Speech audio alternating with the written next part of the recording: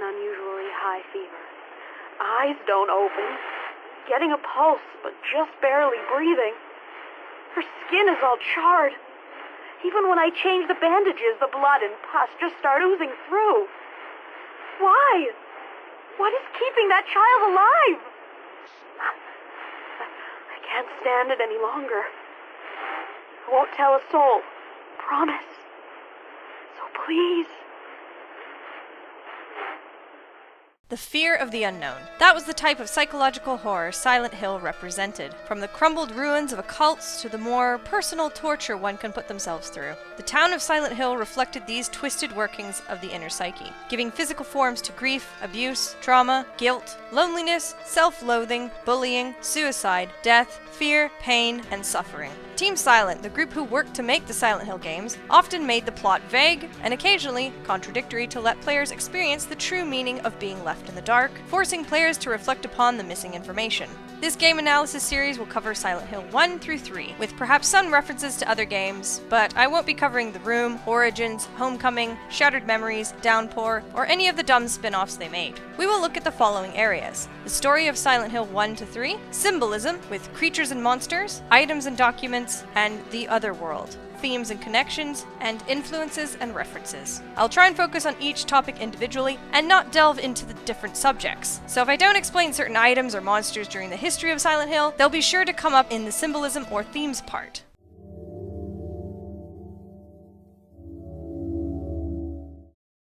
In my restless dreams, I see that town.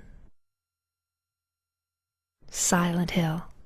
Although it is known as a scenic resort area, it is a cursed place where the town's former inhabitants were driven away. Brutal executions were once carried out, and in the past, a mysterious plague was prevalent. The town is centered around Toluca Lake, from which a thick fog perpetually enshrouds the area, and makes vague the reality and dreams of those who visit the town. And according to those who have seen them, there are also times when things that should not naturally exist appear. A few incidences that have occurred in this town up to this point have gone unaddressed, leaving behind a great number of mysteries.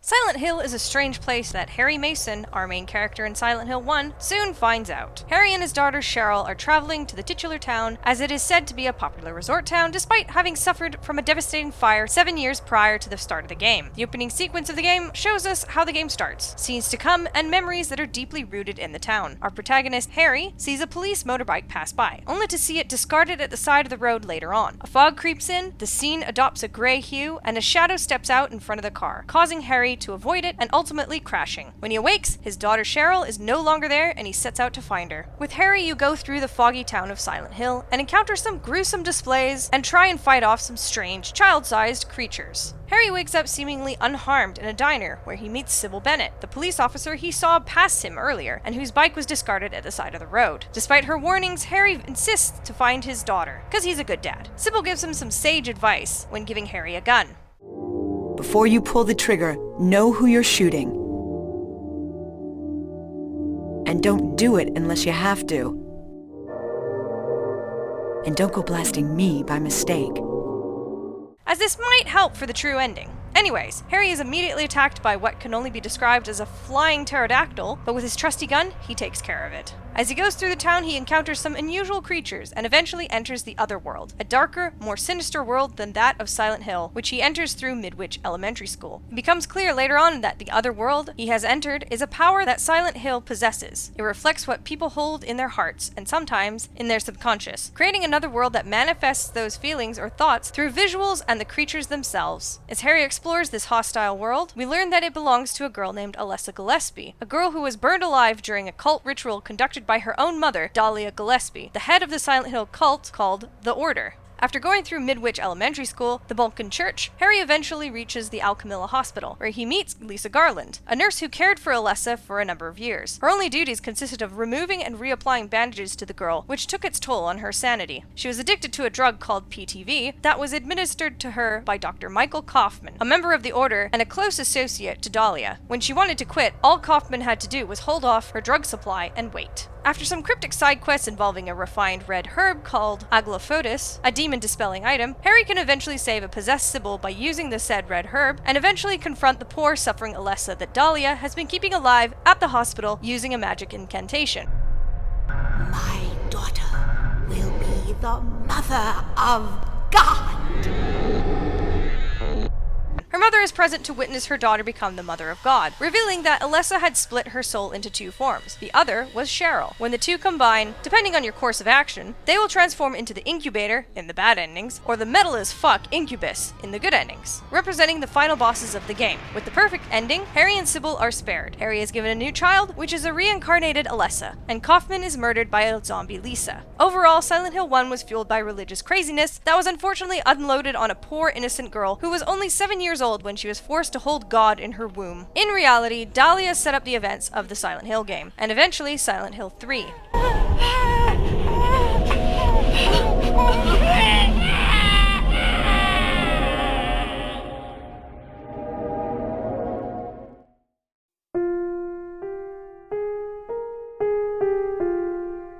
But we can't move into Silent Hill 3 yet without touching on my personal favorite of the series, Silent Hill 2. While 2 still holds onto the principal ideas of the fear of the unknown and the power of the other world, this one has a much more personal story, one that doesn't heavily involve religion or cults, but more human actions. James Sunderland has come to Silent Hill after receiving a letter from his deceased wife, Mary, asking him to meet her at their special place.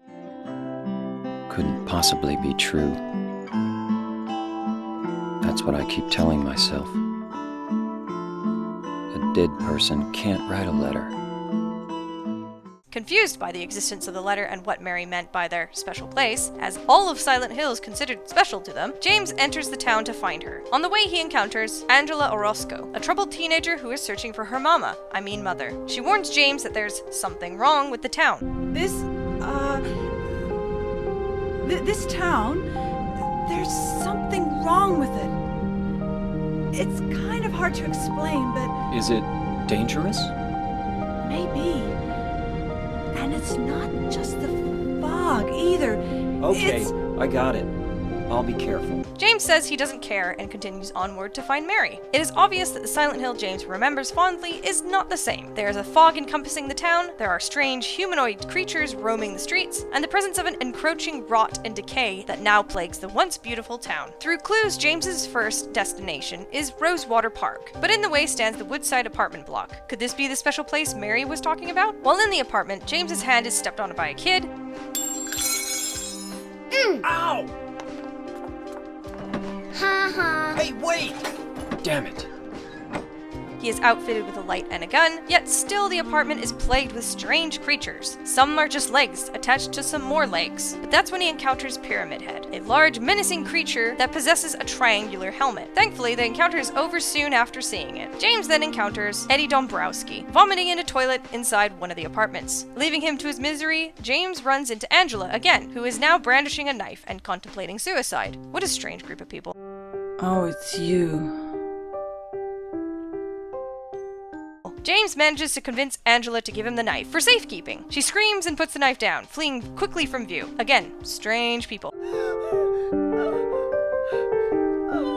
I'm sorry. I've been bad. Please, don't! After leaving the apartment, James meets another character, a little girl. He pinpoints her as the kid who stepped on his hand and gets annoyed at her attitude. She reveals that she knew Mary, and that he never loved her anyways. None of your business. You didn't love Mary anyway. Wait! How do you know Mary's name? Feeling as though she cared more about Mary than he did. Before James can question the girl's connection to Mary, she jumps off the other side of the wall and runs away. Finally, at Rosewater Park, James finds a woman nearly identical to his late wife. She introduces herself as Maria, but strangely knows information only James or Mary would know. But James knows she's not Mary. His wife wouldn't dress seductively and never acted quite as arrogant as Maria. James sees Eddie again in a bowling alley, learns that the little girl's name is Laura, and sees a glimpse of her outside where Maria is. They pursue her and end up at Brookhaven Hospital. While exploring Exploring the hospital, Maria gets tired and takes over a room in the hospital, sitting on the bed as James solves weird random puzzles. When James finds Laura again, she claims she's known Mary for the past year, contradicting James's fact that his wife has been dead for 3 years. Laura gets upset and traps James in the room, where he must take on some strange hanging monsters. After the fight, a siren sounds,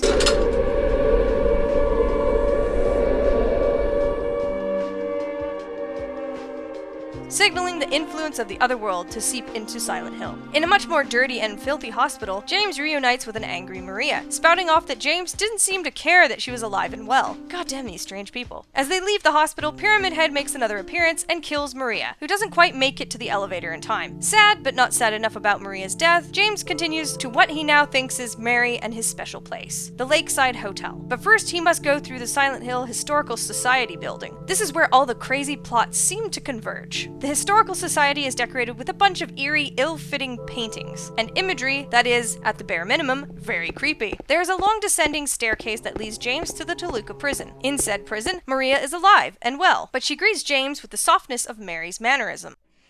After we got separated in that long hallway? Are you confusing me with someone else? You were always so forgetful. Remember that time in the hotel? Maria? He vows to free her from the prison cell she's in, but when he arrives, she's already dead. Later on, when the prison becomes a labyrinth, James finds Angela yet again. Daddy! This time being attacked by a large creature, which James slays. Angela is hostile towards James, highlighting her distrust of men in general, and that men were only after one thing: sex. You don't have to lie. Go ahead and say it. Or you could just force me. Beat me up like he always did. You only care about yourself anyway. You disgusting pig. A news article before the Angela encounter shows that Angela's father was murdered in the late hours of the night, and that, due to the circumstances of the crime scene, was not considered a robbery, but a crime of passion. Next person to go mad and hostile is Eddie. James finds him in a freezer meat locker place, spouting off about how he was bullied and verbally abused by his peers, leading him to shoot and kill one of the bully's dogs, and then shooting the bully in the leg. Eddie, as James puts it, has gone nuts, and unfortunately snaps the last bit of sanity within Eddie, prompting a boss fight. James kills Eddie in self-defense. This shakes James, and he begins to question his return to Silent Hill. If the player seeks refuge in Mary's letter, it appears blank, with nothing written on it. Has James gone mad too? When James reaches the hotel, he encounters Laura again, who proves to him that she knew Mary, and hands him a letter. The letter states that Mary wanted to adopt Laura. James continues to the room where he and Mary shared a holiday together, before her illness took a firm hold on her, and eventually her life. Or did it? James plays a videotape he had left at the hotel 3 years ago. It shows a cheerful Mary, admiring the view, calling James over, and then it cuts to James taking a pillow and smothering his terminally ill wife, killing her. The truth of the trip to Silent Hill is revealed. His guilt of murdering his wife drew him back to Silent Hill, to realize his mistake and to possibly repent, much like how Eddie had been called for the sins he had committed. James pursues the voice of his wife as he wanders around the derelict hotel that is damaged and decaying, much like the reflection of James's internal struggle. He encounters Angela one last time on the staircase that is up in flames. 2 skinned bodies are framed on the wall. She asks James to give her her knife, which he refuses to do. James comments that the room is hot as hell, to which Angela replies, "For me, it's always like this." She disappears from view, assuming to have committed suicide. James encounters Maria, chained to a frame and ceremoniously murdered again in front of him, this time by 2 pyramid heads. This time, James understands the meaning behind the brutal killing. It was a way to show him his crime, to make him understand what he had done. I was weak. That's why I needed you. Needed someone to punish me for my sins. But that's all over now. I know the truth. Now it's time to end this. Having finally realized that, James eventually admits his wrongdoing, and the 2 pyramid heads impale themselves at the end of the fight, having fulfilled their purpose and are no longer needed. James walks down a hallway, listening to a conversation he had with his late wife. James had brought her flowers, but she rejected them, yelling at him and that she was too disgusting to deserve them. As the conversation reaches its conclusion, Mary pleads for James to be with her. It's damn sad to listen to. Wait! Please don't go! Stay with me. Don't leave me alone. I didn't mean what I said. Please, James. Tell me I'll be okay. Tell me I'm not going to die. Help me. At the top of the hotel, James confronts either Mary or Maria, depending on the player's choice throughout the game, and must fight a monster form of Mary, a diseased humanoid body contained in a metal frame. The ending is determined by the player choices, with several hints of the in-water ending, where James commits suicide as being the most canonical ending according to various sources and opinions. In the in-water or leave ending, the contents of Mary's letter are read out by Mary herself, indicating that she was sorry for being so horrible to him during her hospitalization, that she misses him, how she regrets not being able to return his kindness. James, you made me happy.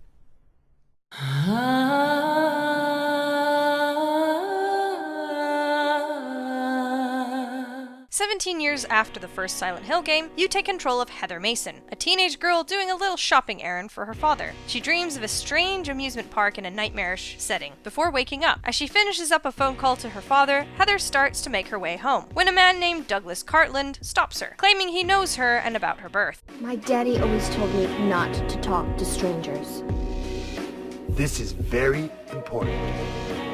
It's about your birth.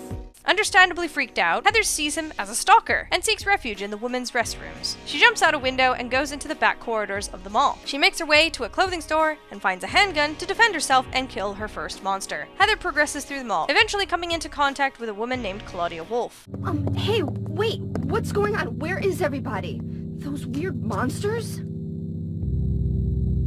They've come to witness the beginning. Unfortunately, Claudia only gives her a cryptic prophecy to worry her, talking about the rebirth of paradise, her role, God, and more God. Heather experiences a painful headache, and Claudia simply walks away.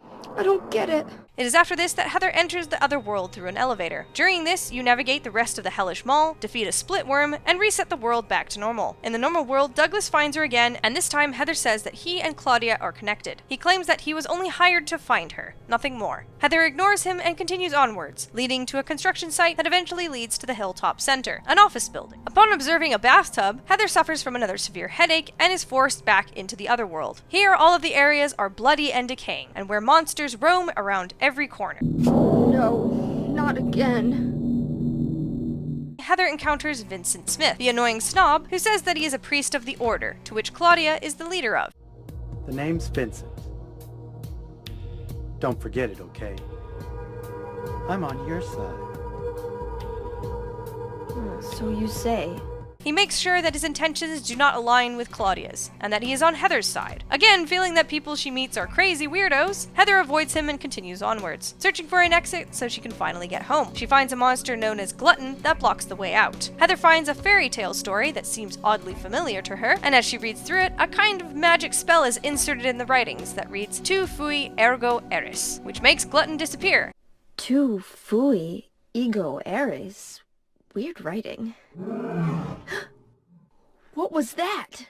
And allows Heather to continue to the Daisy Villa apartments, where she and her dad live. What should be a happy reunion after a horrible day, Heather discovers her father, Harry Mason, yes, the main character from the first game, slumped in his chair, dead. Unsurprisingly, Heather is deeply saddened by her father's sudden death.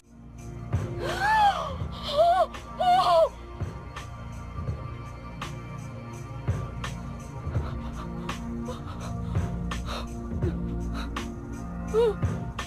No!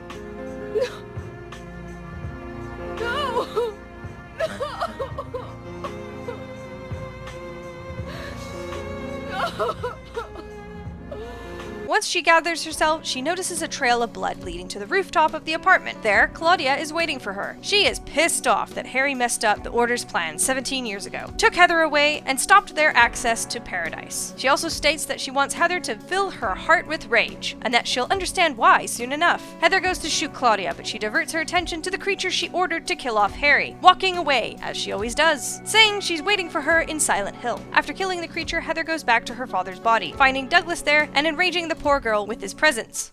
Calm down! How am I supposed to do that? My father is dead! He's murdered! Heather eventually calms down and asks Douglas to take her to Silent Hill, wanting to chase down Claudia and kill her for what she did to her father. Douglas says revenge doesn't solve everything, and Heather says she doesn't care. She was going to do it anyways. Douglas mentions that Vincent told him to find a man named Leonard. He hands Heather a map and, while skeptical of Vincent's motives, decides to do as he's instructed. Douglas also hands her a notebook that Harry was holding before his death. During the car ride to Silent Hill, Heather unconsciously makes connections to Silent Hill, eventually explaining the events of the first game, saying that she was the baby given to Harry in the end. This was all in the notebook her father had left behind for her. Tearfully, Heather mourns for her father again, regretting not being able to tell Harry how happy she made her. God damn these heart-aching lines. I never had a chance to tell you how happy you made me.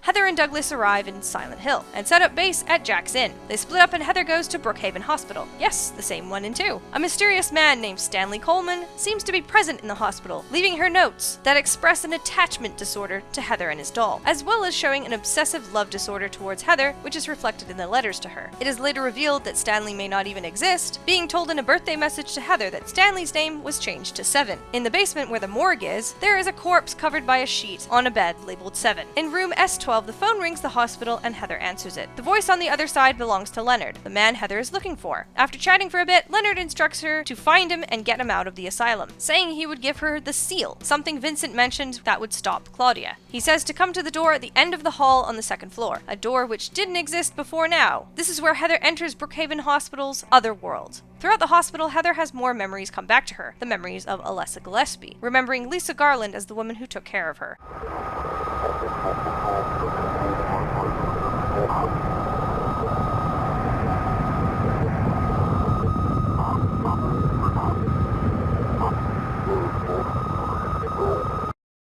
So are Heather and Alessa the same person? Heather finds Leonard, learning that he's a follower of the Order, much to her dismay, and Leonard reflects a similar disappointment, knowing that Heather is a non-believer and attacks her. Upon slaying the crazy man, Heather takes the seal of Metatron, and a scene between Vincent and Claudia plays out where he taunts her and calls her faith in God as her crying out for love, perhaps for her father, despite him being abusive towards her. Heather makes her way back to the motel and finds Vincent, but no Claudia, thankfully. He tells her that Douglas left her a message, that the church is on the other side of the lake, and that Claudia is there too. Heather sets off for the church, but must pass through the lakeside amusement park that she had dreamt about at the beginning of the game, dodging the roller coaster from her dream and knocking herself out for a bit. In a different part of the amusement park, Claudia and Douglas are arguing. This bitch loves to argue with her members. He feels betrayed by Claudia, as she claimed Heather was kidnapped from Claudia by Harry, but in reality, she was genuinely happy with him. Claudia speaks of the need for the eternal paradise and the rebirth of God yet again, but Douglas isn't having it, stating that it's a paradise for castrated sheep, and that it sounds pretty boring. He aims his gun at her, and then we're back with Heather. After going through some nightmare museum, she eventually meets up with Douglas, who is unable to move due to a broken leg. Just what exactly happened?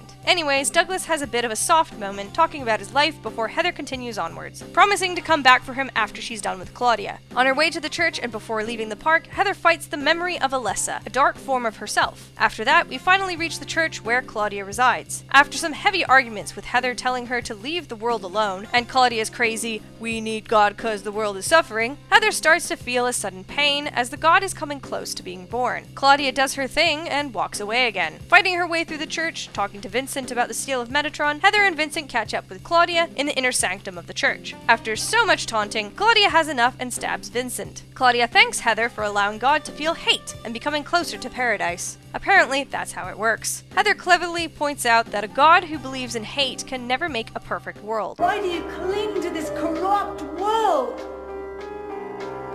You know that only God can save us. And save you too? Happy ending? I'd rather go to hell. Vincent, still alive, tries to use the seal of Metatron on Claudia, but to no effect, and then is stabbed in the heart. Heather gets angry but calms down before the god's influence can take over.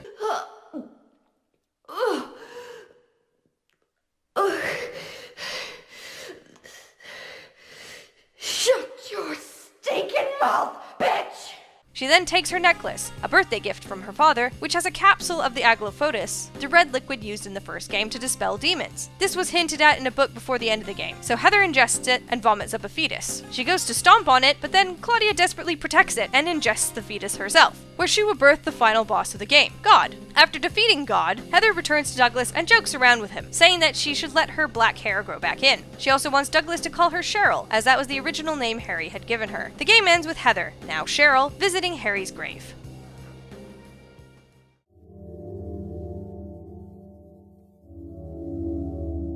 With the basic rundown of the first 3 games and their plot out of the way, we can now move on to the buttload of symbolism throughout the game. I will tackle each game focusing on 4 different sections of symbolism: creatures and monsters, items and documents, and the other world.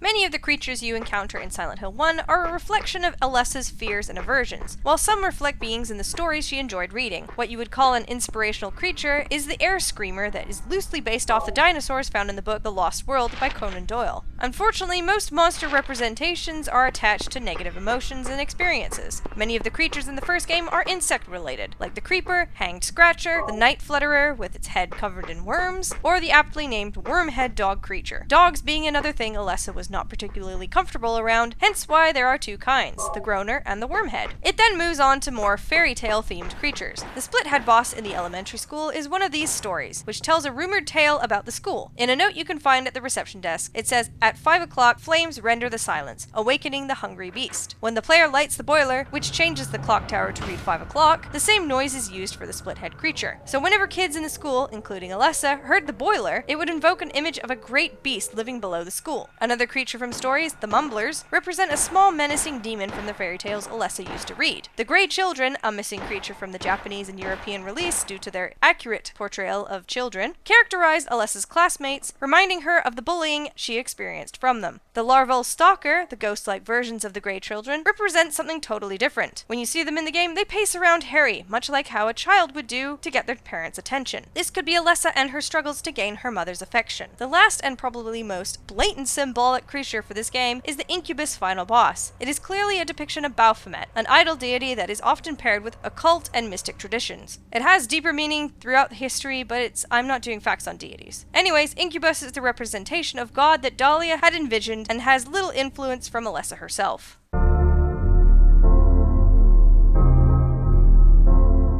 Like the creatures in Silent Hill 1, the items often reference fairy tales. There are 3 keys in the early part of the game called Scarecrow, Woodman, and Lion. These are all needed to unlock the door in order to get to Midwich Elementary. These reference the Wizard of Oz and Dorothy's traveling companions. Another nod to the Wizard of Oz is the character Lisa Garland, with Garland being the surname of the actress who played Dorothy, Judy Garland. Alice in Wonderland comes into play with yet another door needing several keys. The plates used in the door are the Turtle, Hatter, Cat, and Queen. References to the occult and rituals come in the form of 5 keys that you need while in Nowhere. They are Aratron, Bethor, Phaleg, Hagath, and Ophiel. All represent a planet in the solar system and are the Olympian spirits mentioned in several Renaissance and post-Renaissance books or rituals and ceremonial magic. I'll also list off some items quickly as to not take too much time on some obvious symbolism. The Anka is a symbol of eternal life. Dagger of Melchior. Melchior was the oldest of the 3 magi who came to the king Herod in the search of the King of Jews, Jesus. Disc of Ouroboros, the never-ending cycle of death and rebirth. Crest of Mercury, named after the Roman messenger god, but is a combination of Mercury's staff and the symbol for medicine. The Rod of Asclepius. And the Amulet of Solomon was named after the ancient biblical king, prophet Solomon.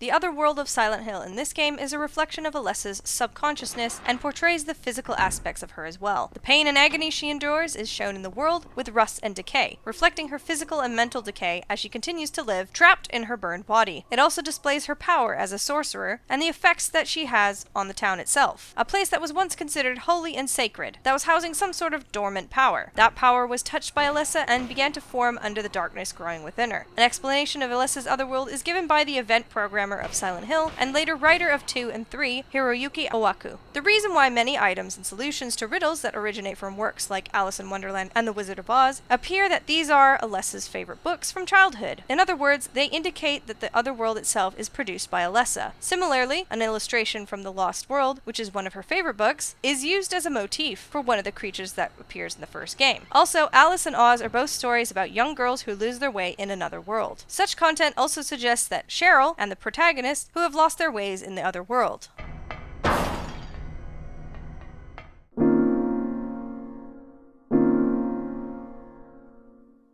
The lying figure looks like a patient squirming under sheets, as if they were in pain or agony. This can represent Mary and her being bedridden, thinking she was ugly and hideous. The fact that they spit acid could represent the illness Mary had where she was vomiting, or spitting hateful words at James. The mannequin refers to James's sexual frustration, as they are literally a pair of legs. There are a variety of sayings that help define what this creature represents. There is the common English saying, more than just a great pair of legs, which means that although the woman is beautiful, the great pair of legs part, she is more than just that. She's not only beautiful, but she is smart too, or whatever else it is besides just beauty. Taking that saying into consideration, the mannequin is just the nice, sexy side of a woman, nothing more. The flesh lip, according to the developer Masahiro Ito, says the frame that the fleshy part is mounted on represents the bed Mary was confined to while in hospital. The lips part is often associated with the verbal abuse she threw at James, and the madness she shouted from being confined in the hospital bed. The Mandarin, a rare monster that appears in only 3 places throughout the game, these creatures hang from metal gratings, and are first seen in the Soul Street passage. They symbolize helplessness and anguish, desperately hanging on as they dangle above a massive void. In relation to James, it can represent him and his mental capacity hanging on by a thread. One false move and he could slip into darkness. It also should be noted that they never appear above ground, as if they were hiding or repressing something they did not want to show the rest of the world, i.e. James's guilt for killing Mary.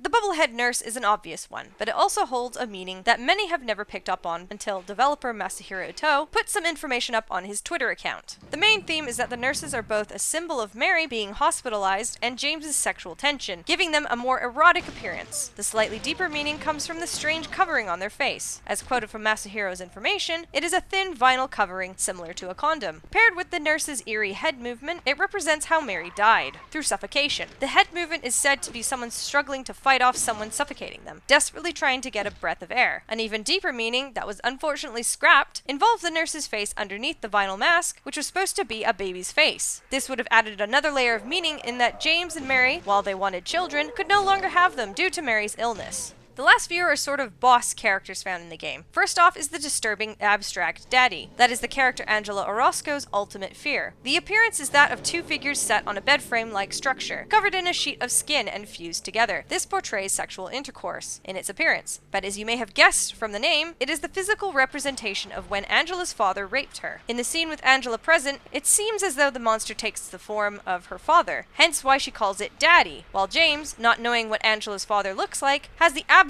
monster that embodies the grim truth about her father. Pyramid Head is James's desire for punishment for the crime he committed, killing his wife. Throughout the game, Maria, a near-perfect double of Mary, is repeatedly murdered by Pyramid Head, reminding him of his crime. Another fun nod to James ignoring the truth comes when you have your first close encounter with the creature in the Woodside Apartments. You hide in a closet and avoid being seen. This could mean Pyramid Head is blind, just like how James is blind to the truth. Another thing to add is that the Pyramid Heads tend to be connected to a part of the order known as the Valtiel sect, a group where Valtiel, an angel, is venerated as a way to become closer to God. Likewise, Pyramid Head wears similar ceremonial robes and gloves and appears to have cloth stitching, all in homage to this being. Valtiel was worshipped as one close to God and also as an executioner. The main figure of Valtiel can be seen in Silent Hill 3. Finally, the last boss of the game, Mary. Seeing as most monsters throughout the game represent her in some way, you can guess as to what she would look like. She is in a bed frame due to her hospitalization. She wears a tight headgear that shows no hair, possibly a hint at the disease causing hair loss. The moth attack she has holds the meaning of death and decay. When James gave her flowers, she rejected them, and moths were shown to devour them. This could show Mary's efforts to push James away and shun any kindness he expressed towards her. But more importantly, the emotional anguish, the helplessness she faced while trapped in the hospital, comes out with the screams and terrible cries.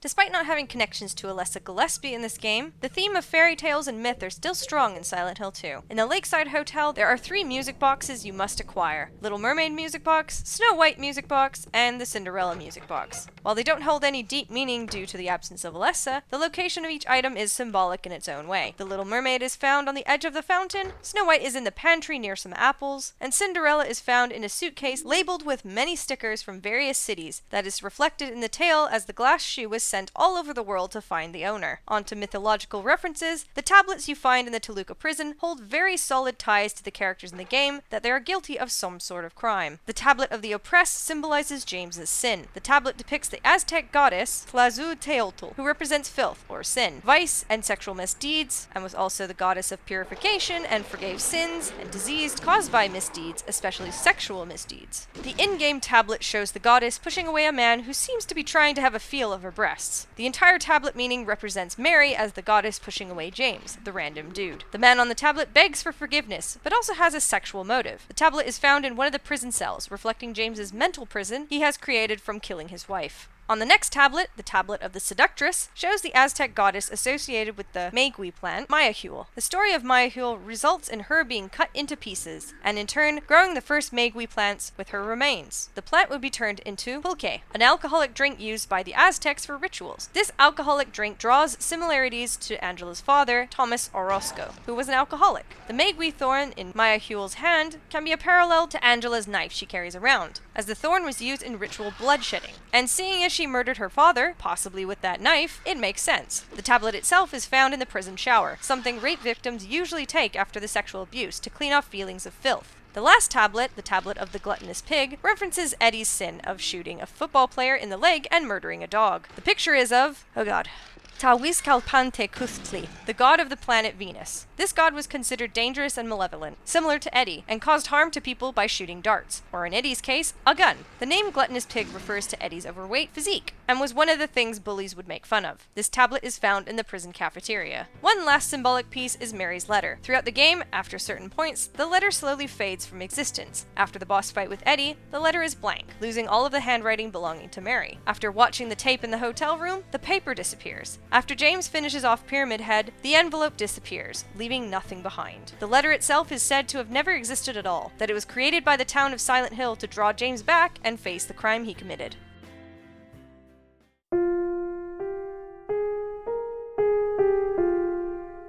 Silent Hill 2 is unique in that it shows that there can be multiple other worlds, depending on the person, all of which can happen at the same time, in the same room, and that the perception of each individual shows a different reality. There's the first documentation on the otherworld, as shown in the doctor's journal, found in Brookhaven Hospital. It reads, "The potential for this illness exists in all people and, under the right circumstances, any man or woman would be driven, like him, to the other side. The other side perhaps may not be the best way to phrase it. After all, there is no wall between here and there. It lies on the borders where reality and unreality intersect. It is a place both close and distant." The idea of individual otherworlds is highlighted, not only with monsters, such as Angela's perception of the abstract daddy, which she recognizes it as her father, but also the physical environment, again with Angela in the daddy room with the disturbing phallic theme, and the stairwell in the hotel with the stretched skin of her supposed father and possibly brother. It shows her otherworld is a fiery hell, always burning, telling players that she is living through hell. Eddie's otherworld is a cold, dark place, much like the meat locker you find him in. This could reflect that he doesn't see people as human, rather just lumps of meat, making it easier to kill. Strangely enough, he always seems to be near a corpse when you meet him, save for the bowling alley. James's otherworld is rot and decay, a reflection of his mind and the gnawing guilt that eats away at his mind unknowingly, and the desire for punishment. It could also be Mary's influence as well, seeing as she is expressed in many of the creatures. The slow disease that rotted her flesh could be tied to James's perception of his otherworld, seeing as she had a strong influence on him.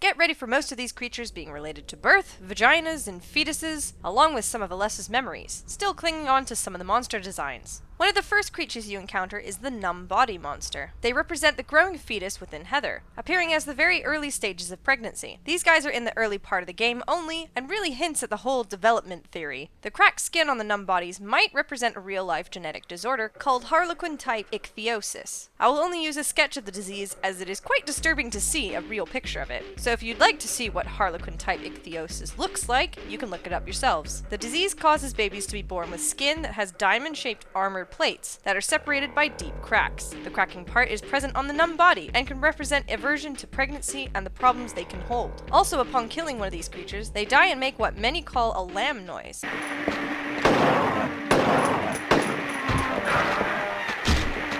This could be a reference to the Christian Lamb of God and the sins of the world being eliminated, much like what the birth of the new God will do for the followers of the Order, and opening the path to paradise. The Closer, the first monster you fight in this game, can be open for debate as to what it means entirely. The popular symbolism is that its enlarged arms represent the abuse Alessa faced at the hands of her mother. It could also be a manifestation of Claudia and her father's abuse. Another theory is that it represents mall shoppers, since you find it in a mall. Its large arms would be the shopping bags, and represent the sin of greed. The Splitworm boss has influences from the first game, and has its own degree of meaning in the third. The first being Alessa's fear of worms, and seeing as this is a worm, makes sense as to why it looks the way it does. Going on with the theme of birthing and fetuses, it looks as though the head part is birthing a child, or God in the case of this game. It could also represent the vaginal cavity. Doublehead, the dogs in this game, are connected to Alessa and her aversion to the creatures. It also shows burn markings on its body, possibly connecting it to Alessa and her burned body. The Slurpers are this game's larval stalkers, the needy children, but this time it's a slobbering needy child. They could also be seen as drug addicts addicted to PTV, the same drug Lisa Garland was tied to and strung along to do work for the Order. The desperate crawling and slurping could be them searching for the drug. Their enlarged and seemingly wounded arms could represent drug abuse, such as needle injections or using their hands to inflict scratches on themselves as a way of coping without the drug. The insane cancer enemy is another creature that has two possible representations. The first one is that the Order's corruption, spreading like a deadly cancer, is reaching further than just Silent Hill. The other idea is in relation to the birthing of a god. During pregnancy, a woman's body will fight off the initial cluster of cells that is formed during the beginnings of a child, treating it like a parasite. Since Heather is carrying the fetus of God, it may represent her seeing it as a cancer, something that should be taken out. The nurses here serve as the nurse that cared for Alessa, Lisa Garland, and the general hospitalization of Alessa. The reason for their dark hair may be reflected as Alessa's own hair color, showing her influence bleeding into Heather's reality that they are the same person. On their faces, their mouths have a red square printed on them. The developer Masahiro Ito says that the red square represents madness, which is certainly understandable if they represent Lisa Garland, who was on the edge of mental breakdown when caring for Alessa. The pendulum monster's appearance has two human torsos cut in half, connected by their hip to a circular device. They run on bladed legs and make horrible screeching sounds. When Heather becomes more and more aware of Alessa's influence on her memories, it could represent the two minds flipping back and forth. It could also keep with the birthing theme, and represent birth itself, with the top head being the woman and the bottom head being the emerging baby. Glutton is a unique monster in that it blocks a path in the hilltop center, preventing Heather from continuing on to her apartment. Glutton is created from a fairy tale Claudia wrote when she was younger. It depicts a priestess doing battle with a monster with large mouths and razor-sharp spikes, trapping the villagers from passing a gate. After uttering a spell, the monster disappears, as does Glutton. The story itself holds a much deeper meaning, but I will get to that in the items and documents section. The next creature is pretty grim. The missionary works under Claudia's instruction, making it seem like he's a member of the Order. Its name, missionary, refers to a person sent out on a religious mission to persuade or convert another person to their belief, something Claudia is constantly doing with Heather. The missionary's appearance, a humanoid monster wearing a butcher's smock and rubber gloves going past the elbow, strongly hints at a type of doctor. Pair that with the long, sharp weapons it wields, it could be seen as abortion tools. Since we know Claudia doesn't want the god fetus to be aborted, we can take the other basic meaning from the term, termination, to stop something at an early stage. Before being introduced to the missionary, it is explained that it was responsible for killing Harry Mason. So instead of taking the life of a child, it could mean to take the life of Harry, to nip any further problems at the bud.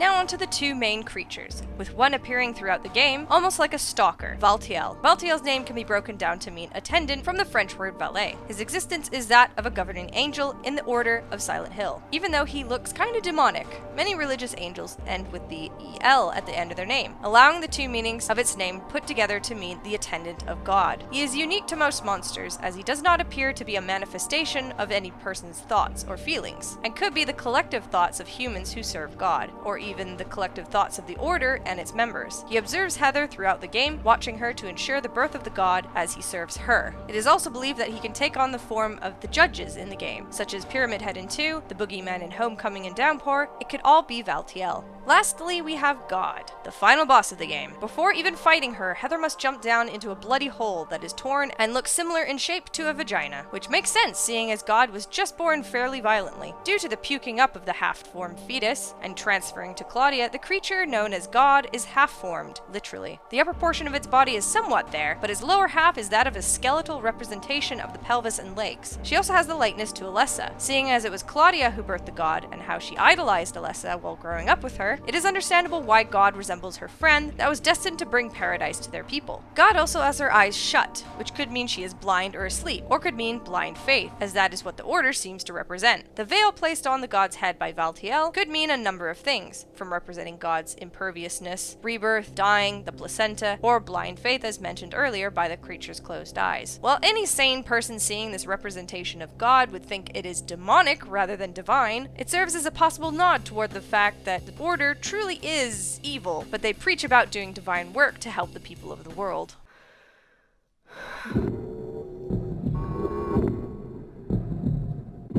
Is that the end?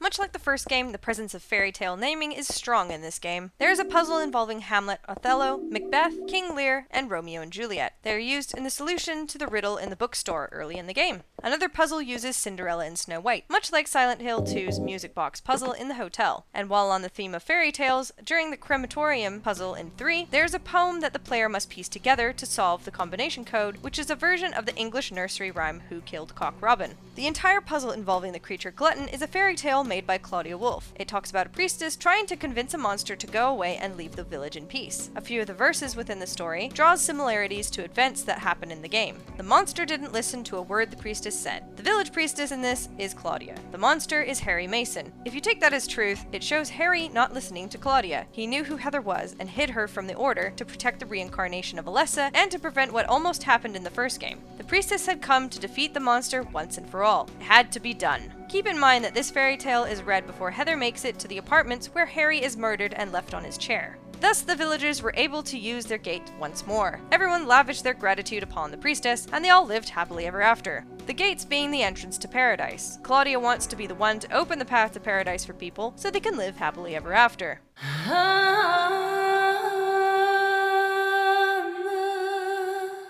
The Otherworld in 3 has a strong connection to Silent Hill 1's Otherworld, in that there are similar enemies that Alessa feared, burned, and charred themes, but there's also a new element, birth. There's lots of gore and vein-like imagery on the walls, with fleshy bits pulsing and throbbing, symbolizing the growing child within Heather and its eventual birth. A new aspect of time is introduced to the properties of the Otherworlds. This is proven by the fact that Heather is able to converse with Leonard Wolf, as if he were a normal human, and the creepy letters from a patient called Stanley found throughout the hospital that contains specific references to the present, despite his physical presence being absent. It should also be noted that the Otherworld outside of Silent Hill itself is said to be a mix of Alessa and Claudia's influence, due to Claudia being a powerful sorceress like Alessa. This is shown with more religious iconography and items. When in Silent Hill, it shifts more to Alessa's domain, and can be shown with the presence of Lisa Garland, stuck in the Otherworld, having been Alessa's nurse for so long, and possibly even now, she suffers under her power. Poor girl.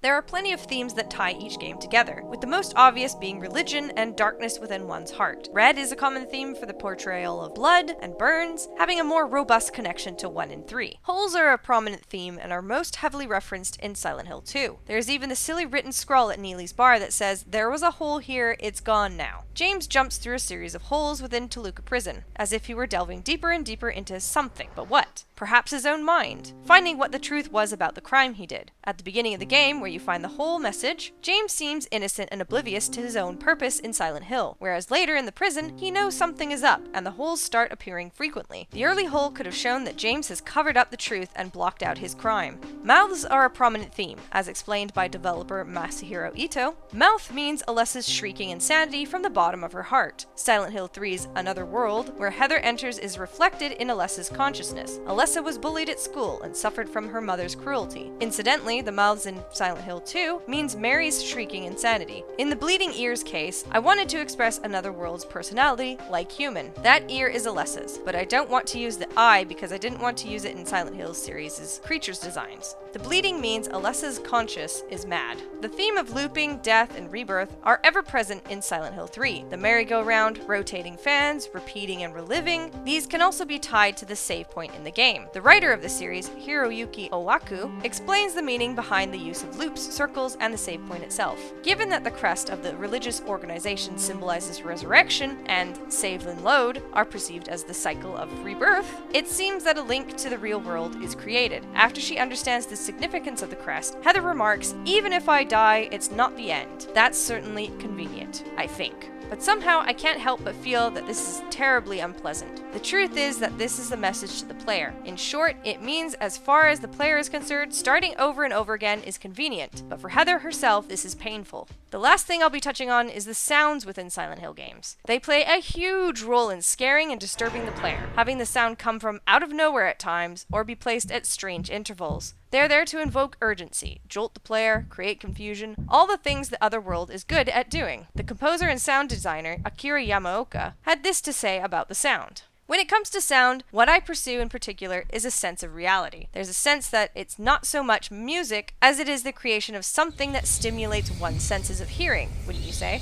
There are also places where there is no sound at all, and it isn't that sound hasn't been added, it's that silence is simply the sound of that particular place. He goes further and says the following: "In daily life, complete silence in one's environment is unusual, wouldn't you say? And so in the same way, things like footsteps and people stirring are inlaid even in the game. One responds to sounds that are not related to the game, and once one is pulled back to reality, one is immersed more deeply in the game world. These sort of effects are what I'm aiming for. The probability of their occurrence is random, so the point at which these sounds are heard should differ depending on the player. Without the importance placed on atmosphere in Silent Hill, its production wouldn't be possible, right?"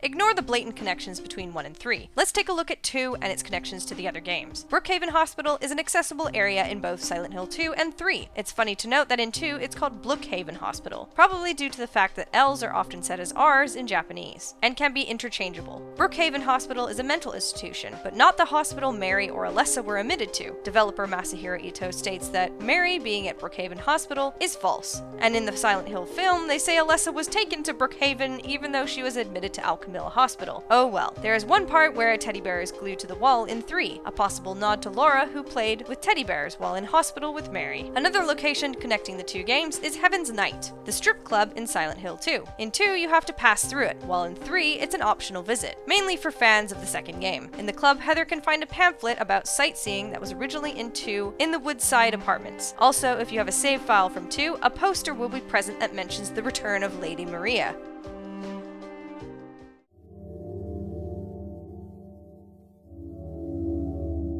There are loads and loads of influences and references out there, but I'm going to go through some of the more prominent ones. If you want to see a full list of details, go to the Silent Hill wiki page and look at the trivia for almost everything in the games. The biggest and blatant influence is Stephen King, especially his story and eventual movie, The Mist. Seriously, go watch it, and I dare you not to think for a second that it's totally Silent Hill. You got a mysterious fog that brings some strange creatures, one of which is really similar to the air screamer from 1. There's even a crazy lady who basically forms a cult within within the grocery store they're trapped in, and eventually asks for a human sacrifice. Another author to note is Dean R. Koontz, another master of horror. His novel Hideaway draws parallels to the first game, in that there's a car accident in the beginning, the main character has visions through a killer's eyes, and as a bonus, the couple in the story go about adopting a young girl. One influential figure that I was happy to see on this list was Junji Ito, a leading figure in horror manga in Japan. If you don't know his work, please take your time and find a copy of Uzumaki, Tomoe, Gyo. All of them have strange happenings and sickening body horror that is akin to the Silent Hill monster creations. The references to real-life people can be found in the street names in Silent Hill. There are 29 street names, all named after either authors, artists, novelists, journalists. It's insane. One such example is Harris Street, which is a nod to Thomas Harris, the man who created Dr. Hannibal Lecter and is the author of The Silence of the Lambs. Films play a huge influence on many things we consider staple Silent Hill visuals. And of course, I'm talking about the movie Jacob's Ladder. You know the creepy head twitching you see in the nurses in Silent Hill 2? Well, take a look at this!